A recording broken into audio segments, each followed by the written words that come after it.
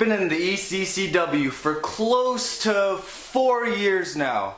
And the one title that's really avoided me is the Pacific Cup champion.